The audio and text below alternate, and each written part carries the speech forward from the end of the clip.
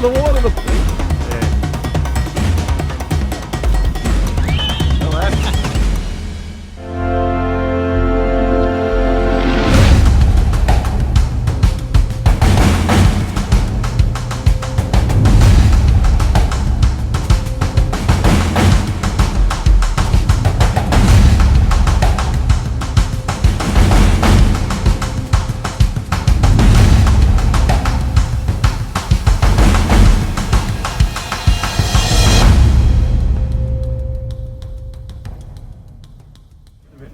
Peckish. Sort of organised the eggs this morning. I've been catching heaps of squid. You haven't got time, have you? 'Cause Nah. by the time you get around and... Time we drift backwards and forwards.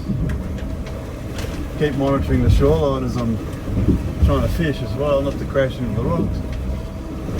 Well, welcome Finding Joe crew to another episode of Finding Joe offshore in Port Phillip Bay this morning. My name's Anthony, aka the Muffin Man. I'm joined by Brother Deer this morning. Morning all. He's been promised some squid today. Guaranteed. In fact, guaranteed was the statement I made to him last night on the phone, to him and his wife, Monique, that I would guarantee that he would catch some squid. Now, I was a little bit nervous this morning. Pulled up to Frankston, Davies Inlet, which, by the way, I'd never ever fished before down in Frankston for squid. But I promised Dave, guaranteed him that he would catch some squid today, and we ended up in the point of Frankston, and I was a bit nervous because the weather was shocking and I didn't even get a bite. So I went to the old reliable Google Maps, looked to around Mount Eliza, and I saw, you know what, that is a good bed of, I was going to say bed of squid, but it's not a bed of squid, is it, Dave? It's a good squid bed of weed. Pulled up here, and so far we've been bagging out all morning. Actually feel a bit rude this morning, I forgot the cap. People will be wondering, where's the cap? Well, the cap's not in the captain's seat. I guess I'm the captain this morning. The cap's actually in the city with his wife and having an enjoyable weekend away. So Cap, if you're watching, I hope the weekend was good. And I must admit, I did enjoy the spoils of the captain's chair this morning. Dominating on the squid. I think I caught 7 squid before Dave even caught 1, and it's normally me on the reciprocating end of that. So thank you, Cap. Receiving end might be the one you were looking for. Receiving end, was it? Yeah. Reciprocating. Reciprocating is when it goes backwards and forwards. Right, okay. At least I'm keeping true to my sayings, Dave. I think as I turn it off. Dave's starting to smash the squid. This is the second one. Second, number 2. Number 2. Number 2. And it's a monster. It's a monster too. Oh yeah, no.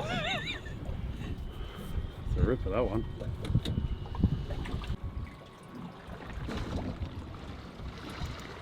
There you go. A little bit of a pull. So I'm experiencing life. Today's the captain. Just to know a little bit of a, put myself in his shoes. Oh, he's fighting, all right. It's not going to be a big squid, but he's a small squid. Good eating size. And we've definitely drained him. You got that? You got that. Oh, He's got him in. Beauty. I'm trying to steer the boat. Dave's pulling in squid. Trying not to make sure we don't beach ourselves at the same time. Inkle over your face. Have I got ink on my face? I just got squirted right in the face.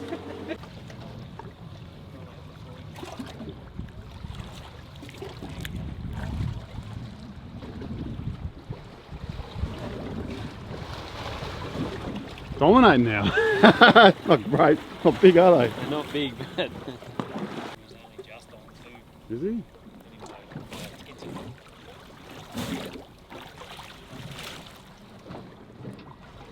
Look at him just hanging there. So if you can see that, that's what he actually shoots out. So that literally shoots out and latches onto their prey.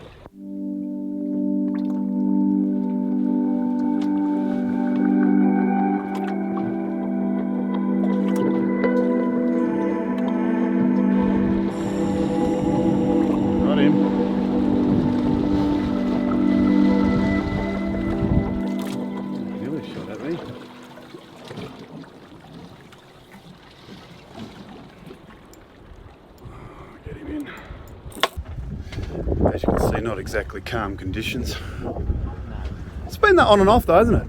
Yeah, Like the wind will come in and then die down, and then it's like beautiful and calm, and next minute just raises its ugly head. And we're having a bit of a, what would you call it? Downtime. A bit of downtime at the moment. We've made 4 or 5 passes without a single bite or a squid.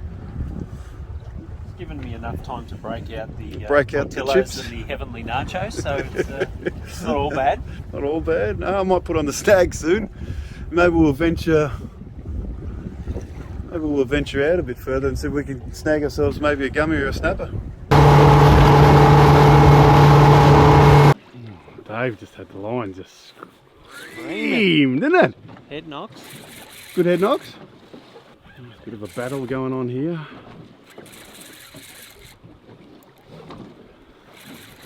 And 20 metres of water out here, 225, that's it. Alright, that'll be right.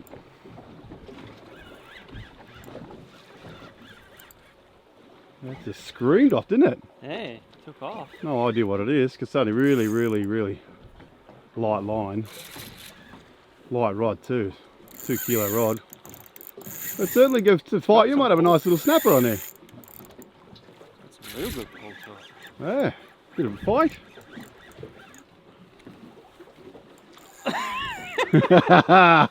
Come on, mate. What do you reckon we got? I reckon it's a snapper. You reckon a snapper? Yeah, just the way it's head knocking. It's definitely not a flathead. No, it's not a flathead, that's for sure. Oh, we've got colour. Colour? What do we got? Yeah, snapper. Snapper. Just. Big snapper too.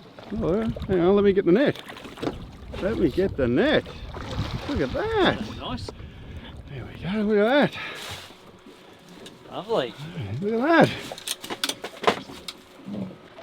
Dave, you've excelled yourself today. Yeah, look at that. Listen, I made no promises. Guarantees. There was no promises, there was only guarantees. Guarantees for squid, but not snapper. Well, Dave's definitely the man of the hour at the moment. We have smashed out from Mount Eliza, headed straight out to the channel. So we got our bag of squid and we thought, you know what? Let's just head out to the channel. We'll just sit just off the channel. We're about 50 metres off the channel. And just give it a crack. That one's getting the bite, and Dave's just reeled in a 60 centimetre snapper. The line just went screaming off. I haven't even had a chance to make lunch yet. I was going to do like some snags and a bit of bread, but I've been rigging up all the rods for Dave. That one's on a paternoster, so I cut off a squid head that we caught earlier this morning, and that just screamed off. And we've just got the baits backed out, and now I've got one more to rig up, and hopefully we'll have a snag.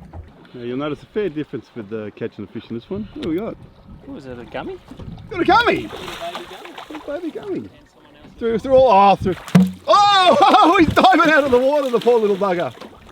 We got gummies. We got snapper. Someone ringing you. There's someone ringing. So I ain't got time for that. I'm destroying all the lines. Your other rod's getting the bite there, Dave. What do I do with this guy? Just chuck him in? Yeah, no, throw him back in. He's too small.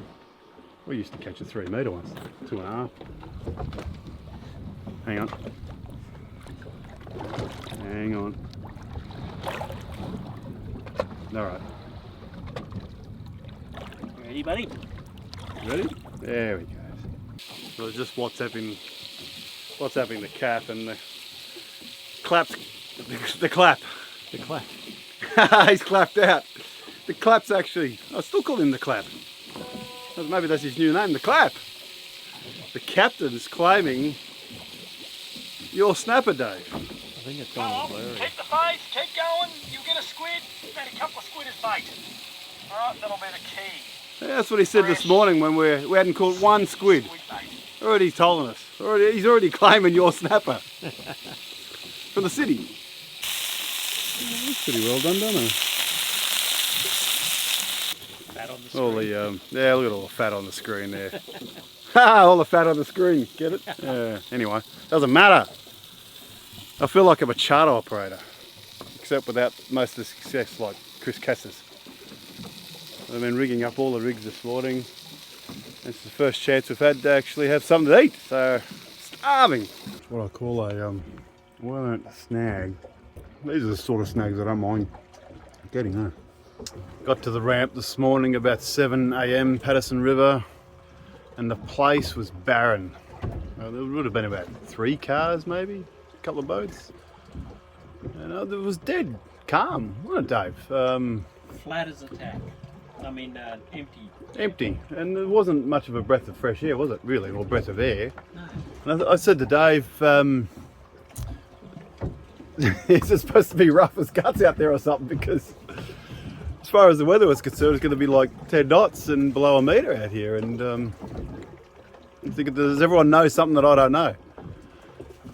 And as we got underneath the bridge, you could see the swells starting to come through Patterson River. I'm thinking, oh, well, if the swell's starting to get a little bit choppy towards the river, then you know it's going to be a little bit choppy. And when we got out here, it was quite a bit choppy. And when we pulled up at the normal squid spot just in front of Frankston, there was actually quite up and down. And even on the way out here to the channel at about 1 PM, the wind was gusting about 15 to 20 knots, I reckon, with white caps. We were bouncing over the top of the waves. And now it's pretty much flat as a tack.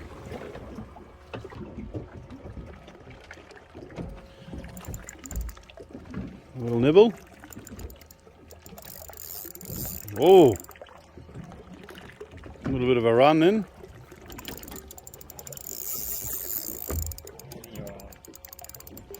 What do you reckon we got? Another banjo. Another banjo? Port Jackson? There we go. What do we got? Oh, I thought it was a banjo. It's not. It's actually like a baby 7-gill.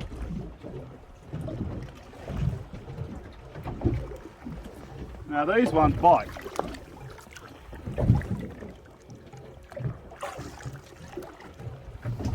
He's trying. He's trying. He's trying to. All I need to do is turn around and latch onto my finger. That'll make for a great afternoon, wouldn't it? Little bugger. Hey. Easy, tiger. Easy. The latches onto my pants. There he is. Little baby 7-giller.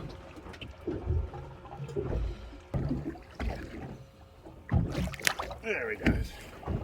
See it? Oh! Might be another 7-giller, who knows? It's got a white underbelly. Could be a gummy. What do we got? Gummy. Oh, he's all wound up too. Wound up like a spring, you reckon?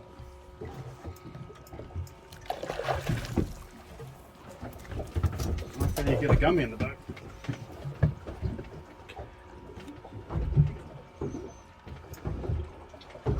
Yeah. Nice Port Phillip Bay gummy. I'll untangle him. On a little squid rod too. This is only my, what are we on? It's on my homemade paternoster rig with a dropper loop. And I've got a 4000 Shimano Stratic. And this is my 1 to 2 kilo rod, which I was squidding for. I've got 40-pound braid on it, so it's pretty strong. Dave was just saying, literally cannot hear a soul. No traffic noise. How quiet is it? There's literally no other boats out here at all. No wind noise. No wind. Just the lapping of the water against the side of the boat. Brings you to your zen. Would you say that? Inner peace. Zen. You're in a peace. Inner peace. I was just saying to Dave before, this is what Finding Joe is all about. It's about finding each and every one's individual zen, their happy place, whether it be fishing, motocross, tennis, golf. Doesn't matter what it is, you just got to get out there, find your Joe. This is what it's all about. Do you think that's too, what would you call it? Philosophical? Emotional for this channel? No, I think think it's a very sensitive channel. I think the you know, the cap and yourself, you're very in touch with your inner feelings, very compassionate and caring towards each other. How you know it's not true at all. Poor Cap. You missed out. He's stuck in the city in a small little hotel room. Cooped up like a chicken. Cooped up. Yeah, cooped up like one of his girls. Because he raises chickens. You know he raises chickens now, don't you? Like one of his girls. With his wife and son. Slave to the man. Which is not his style. He hates the city. Imagine all the Hates people, to be stuck in hotel rooms. all He'd those rather be people here. around him. He'd have, Yeah, like, all those crowds around people, him. the crowds. They'd all be looking at him. Look at this man. Has that been shining right in the sun the whole time? Has that got zebras? No, no zebras. Always look better in the light, don't you think? Yeah. What was I saying? Like a natural glow. Cap's probably getting ready for dinner. About now. About 5 o'clock in the afternoon, you reckon? Be putting on his suit and tie and heading out down to some lush restaurant. Maybe eating some Japanese sashimi, maybe? I don't know. It's hard to say. Guess I won't know until I see him on Monday.